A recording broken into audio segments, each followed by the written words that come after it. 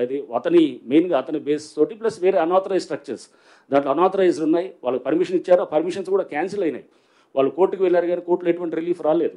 So అవన్నీ కూడా మేము పొందుపరచడం జరిగింది. సో అంటే ఎక్కడ కూడా ఆథరైజ్గా పర్మిషన్ వ్యాలిడ్గా ఉండి చేశామనేటటువంటిది జిహెచ్ఎంసీ పర్మిషన్స్ని పట్టించుకోవట్లేదు, హెచ్ఎండిఏ పర్మిషన్ ఇదంతా కానే కాదు. పర్మిషన్ వ్యాలిడ్ ఉంటే కనుక వాటికి ఇది దాని వైపు మేము దాన్ని డిమాలిష్ చేయటం లేదు. ఏమన్నా అది ఎఫ్టీఎల్లోనూ ఎక్కడన్నా వస్తే కనుక ఎఫ్టీఎల్లో కూడా మీకు మళ్ళీ ఇంకోసారి మీ అందరికీ కూడా తెలియపరిచేది ఏంటంటే పబ్లిక్ హ్యాబిటేషన్స్ ఎవరైతే కనుక ప్రజలు ఆల్రెడీ ఉంటున్నారో వాటిని ఎక్కడ కూడా మనం టచ్ కూడా చేయట్లేదు. అది ఆల్రెడీ మీకు చెప్పడం జరిగింది. గౌరవ ముఖ్యమంత్రి గారు ప్రభుత్వం కూడా ఇది చాలా ఏంటంటే చాలా ఇది పబ్లిక్ ఆల్రెడీ ఉన్న వాళ్ళందరినీ కూడా వాళ్ళని మన ఆదేశాలు కూడా హైడ్రాకి ఇవ్వటం కూడా జరిగిందనమాట. సో అంటే ఎక్కడ కూడా ఇప్పుడు ఆల్రెడీ నివాసంగా ఉన్నటువంటి వాళ్ళని ఎవరు చేయట్లేదు. మీరు చూస్తే ఏ ఇన్సిడెంట్లో చూసినా మన కుకట్పల్లిలో చూసాం. కుకట్పల్లిలో చెరువు దగ్గర డిమాలిష్ చేసినప్పుడు అక్కడ కేటరింగ్ చేస్తూ ఒక లేడీ మాట్లాడటం మనం చూసాం.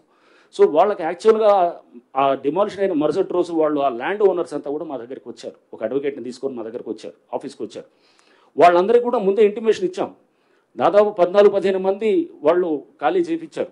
తీసిన 16 స్ట్రక్చర్స్లో ఓన్లీ ఒకళ్ళిద్దరు. నేను అడిగాను వీళ్ళ స్ట్రక్చర్లోనే ఎవరైతే కనుక వీళ్ళ ల్యాండ్లోనే పట్టా ల్యాండ్ అంటే ఆ చెరువు ఎఫ్టీఎల్లో ఉన్న పట్టా ల్యాండ్ అతను అడిగాను, మీరు ఎందుకు ఇవ్వలేదు, ఎందుకు చెప్పలేదంటే అది మేము జరుగుతుంది అనుకోలేదు సార్, మీరు వచ్చి డిమాలిష్ చేస్తారు అనుకోలేదు. అంటే ఆల్రెడీ ముందస్తు సమాచారం ఇచ్చాం. ఇచ్చిన తర్వాత కూడా చాలామంది సీరియస్గా తీసుకొని తీసేశారు.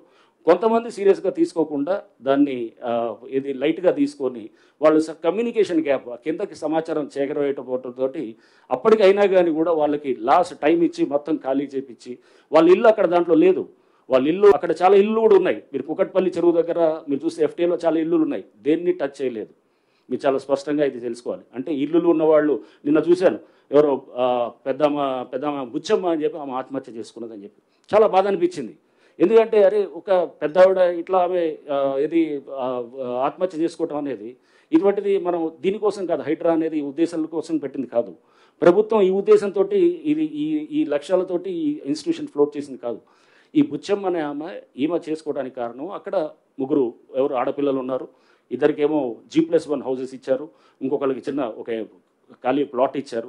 ఇచ్చిన తర్వాత ఇవన్నీ కూడా బఫర్ జోన్లో వస్తాయి, వాటిని జోలికి మేము వెళ్ళట్లేదు. కానీ ఎవరో అక్కడ ఏమంటారు మాట్లాడేవాళ్ళు ఆ భయాన్ని చూపిస్తూ ఆందోళన చూపిస్తూ హైడ్రా అనేది ఒక బూచిగా చూపించడం అనేది కూడా ఇదైంది. హైడ్రా అనేది ఒక బూచియో లేకపోతే ఒక ఇది ఇందాక చెప్తున్నట్టు ఒక గ్రేహౌన్స్ దాకా వెళ్ళి చేసేది కాదు. హైడ్రా అంటే ఒక భరోసా అనేది గుర్తుపెట్టుకోవాలి.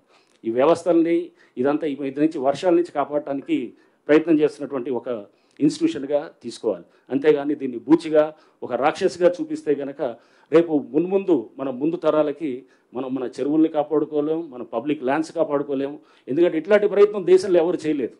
కేవలం ప్రభుత్వం చేసినప్పుడు ఈ ప్రభుత్వం యొక్క ఒక మంచి సంకల్పంతో ఇది చేసినప్పుడు ముఖ్యమంత్రి గారు చాలా స్పష్టంగా చెప్పారు, దీన్ని మనం చాలా జాగ్రత్తగా నోటీసులు ఇవ్వాల్సిన అవసరం లేదు. వాటర్ బాడీస్లో కనుక స్ట్రక్చర్స్ ఉంటే కనుక నోటీసులు ఇవ్వాల్సిన అవసరం లేదు.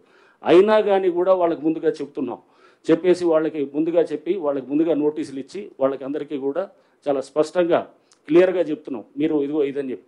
అయినా ఇంకా కొంతమంది సీరియస్గా తీసుకోకపోతే ముఖ్యమంత్రి గారు మాకు చెప్పడం కూడా చాలా స్పష్టమైన ఆదేశాలు ఇచ్చారు.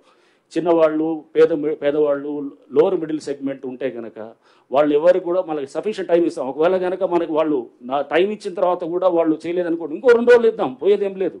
తప్పకుండా దాన్ని అంటే ఇప్పుడు మాడిఫైడ్ దీంట్లో కూడా వాళ్ళని ఆ చిన్నవాళ్ళు పేదవాళ్ళు ఉంటే కనుక ఆ స్ట్రక్చర్స్ని ఎక్కడ కూడా మేము చేయము. అది వాళ్ళకి కావాల్సిన సఫిషియెంట్ టైం ఇస్తాం. సఫిషియెంట్ టైం ఇచ్చి వాళ్ళని వెకేట్ చేసుకునే దానికి కూడా వాళ్ళకి మేమంతా కూడా అక్కడ వాళ్ళకి ఆ పరిస్థితులు వచ్చేటటువంటిగా ఫెసిలిటేట్ చేస్తామని కూడా మేము చెప్తున్నాం. దయచేసి ఏంటంటే హైడ్రాని ఒక భయం కింద ఒక బూచి కింద చూపించడం మానేయాలి. ఫస్ట్ దీనికి చాలా హైప్ ఇచ్చేసి రేపు హైడ్రా వస్తుంది కూల్ చేస్తున్నారు అది చేస్తున్నారు అనేది కాదు. హైడ్రా అనేది ఒక బాధ్యత, ఒక భరోసా అనేది మళ్ళీ ఒకసారి మీ అందరూ కూడా నేను చెప్పదలుచుకున్నాను. అవునండి అయిన తర్వాత మీరు చెప్పండి, వీల్ టేక్ యువర్ క్వశ్చన్స్.